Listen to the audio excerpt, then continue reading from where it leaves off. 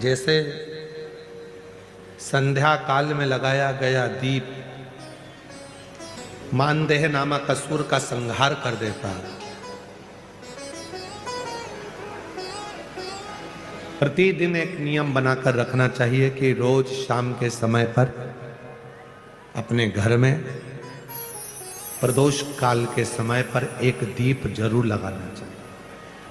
और यदि बेलपत्र का वृक्ष है तो उस बेलपत्र के वृक्ष के सामने भी एक दीप अवश्य लगाना चाहिए।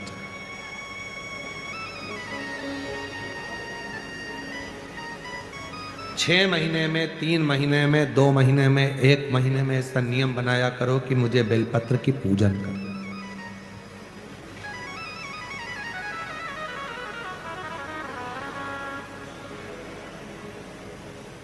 स्वयं माता लक्ष्मी जी ने भगवान नारायण को पाने के लिए बेलपत्र का पूजन किया। जब इंद्र की पूरी सत्ता चली गई थी, सारा की सारा धन इंद्र का चले गया था, असुरों ने उस इंद्र के सिंहासन पर अपना कब्जा जमा लिया था, तब इंद्राणी ने, स्वयं सची माने इंद्राणी ने शिव जी की साधना करी, बेलपत्र के वृक्ष के, बेलपत्र की पूजन करें।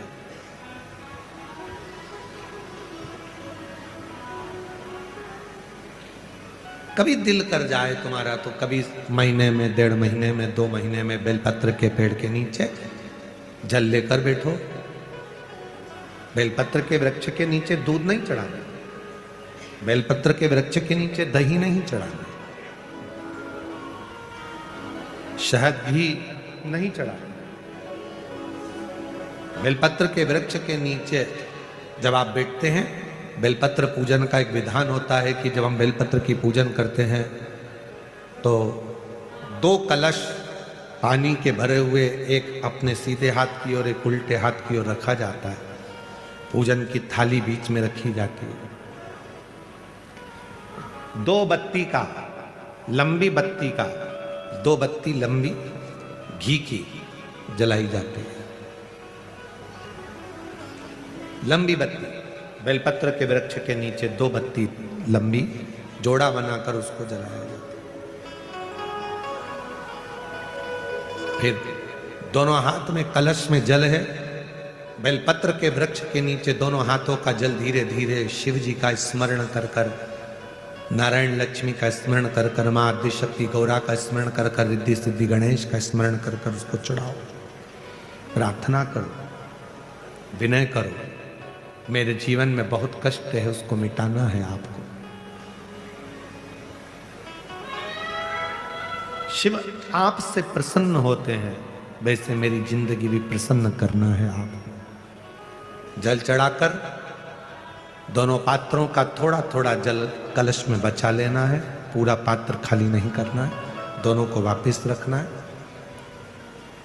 और थोड़ी सी हल्दी पिसी हुई शिव जी के उस बेलपत्र पर लगाएं, थोड़ा कुंकुम वो भी बेलपत्र पर लगाएं।